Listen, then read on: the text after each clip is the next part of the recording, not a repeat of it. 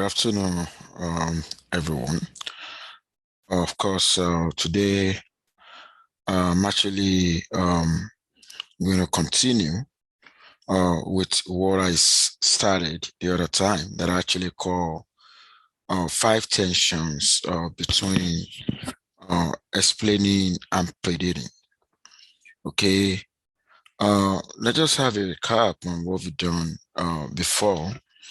Of course, before I actually walk us through, the first two tensions. The first tension was actually um, correlation versus causation, okay, which I explained in my previous video. And of course, the second tension I discussed about was actually between theory versus data. But in today's, you know, uh, topic, I'm actually going to talk about average observation versus individual observation. Before I go into average observation versus individual observation, which is basically going to be tension number 3, I think I'm actually going to have a recap on the two tensions that I've discussed before. The first tension was between concession and association. Of course, we also call association correlation. Of course, the conclusion we made under that tension is just that, okay, causation, when you focusing on causation, you are actually doing explanation. When you're focusing on correlation or association, okay, it means your focus is basically going to be on prediction. Okay, then I also mentioned that association does not implies or causation. I believe I gave two issues why causation, why association or correlation does not actually imply causation. I gave, something that we call the top variable problem, and I also gave directional problem. And of course, I also stated, what can be done before we can actually, before association can apply, causation. I mentioned the something that has to do with, experimentation. What I mean is, when you perform experimental study where you randomly assign participant to group, of course, the effects of the third variable that I talk about would have averaged out. Okay, so another tension I discussed was between theory and data. Let me tell you this, the amount of ingredients that you actually put into the two, okay, we actually lead to a different view of the world. I'm not trying to say that the difference between explaining or predicting is a difference between theory of data. That's not what I'm saying. Now, this is the thing, when you focus more on the theory, like you, your theory, if you make your theory heavy and you just use data as a supplement, or you use data as spices, or just like what we did in statistics, in economics, okay, of course, you are just explaining. And I said when when you are heavy on data and you only use theory in a less formal way, of course, you are actually predicting, okay? You are actually predicting because you put more emphasis on your data. And basically, what we can do is to strike a balance, because what would be gainful in the scientific world is how one can actually translate or, explanatory power to predictive power. Okay, so back to what I want to do today, which we call tension three. The tension three is between the average observation versus individual observation. Now, let me tell you, in statistical analysis, or let me just say, what we do in statistics in general, we normally focus on the average, not only in statistics, in economy, sociology, and the like. We they talk about average effects, average treatment effects, average person, average this, average that. In fact, I actually read one of a sociological textbook where they said it would be difficult to, you know, actually, make a conclude on a single person. It has to be a group of individuals. Okay, so which means, and when we do that, which means we're linking causality, okay, to a group. That's what it means. We're linking causality, okay, to a group. We're not linking causality to individual, because you know why?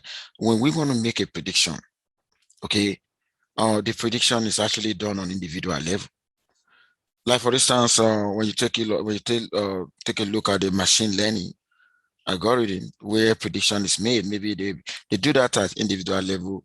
They talk about single user. They talk about like predicting for a single unit. So which means prediction is actually tailored toward individual, not group. And what we can actually what we can do in the scientific world where that is going to be gainful, or can we have a way to do the causal explanation at individual level and do prediction at group level, which is possible, which I'm actually going to call statistics, the effort that we enable, our explanatory model to basically become predictive model, just like what I said the other time. The best explanatory model does not really translate to the best predictive model. I'm actually going to tell you my experience teaching at the University of Minnesota. I was teaching one statistic course where we call it applied regression, where we trying to talk about prediction.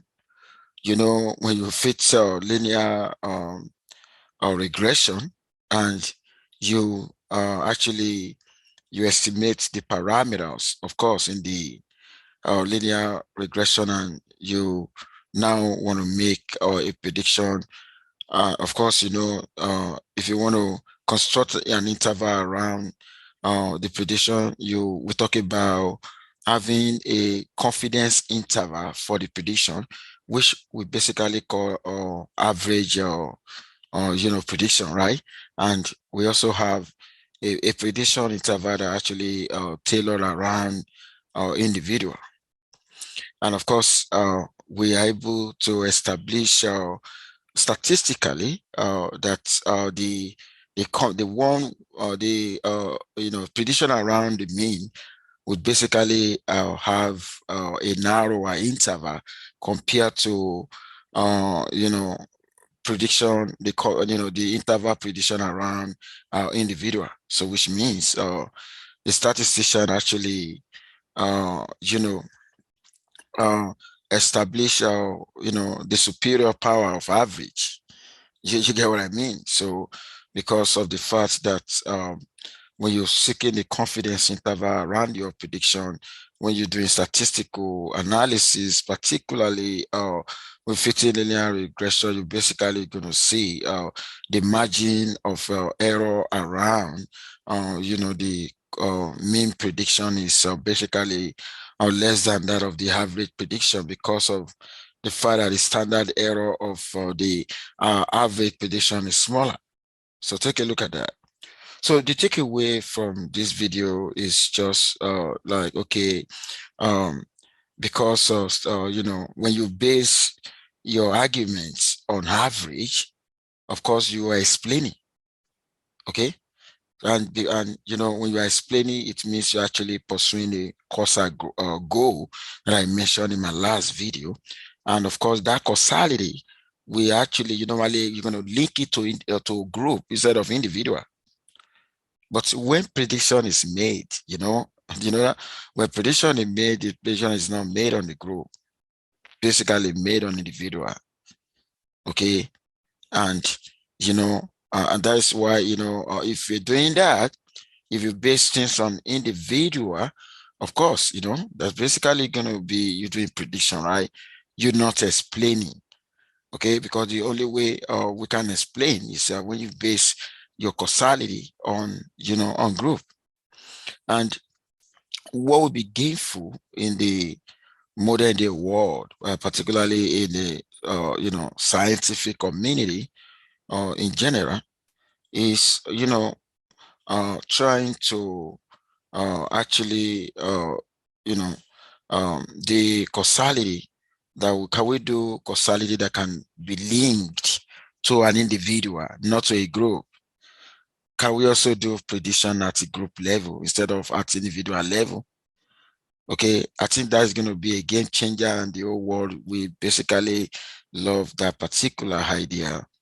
Okay, so this is where I'm actually going to stop today on the tension number 3.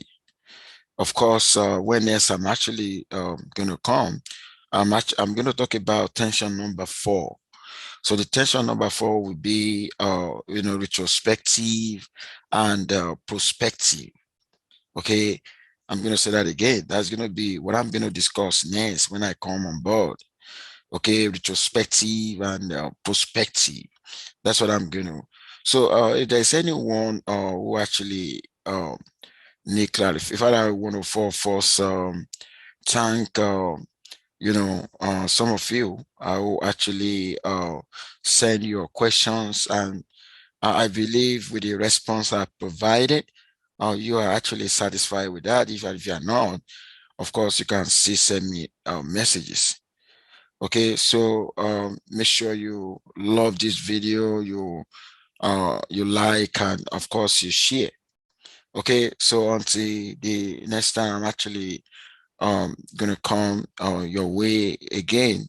Okay, uh, I remain Professor Kazim from the School of Statistics, University of Minnesota, USA. So bye for now, everyone.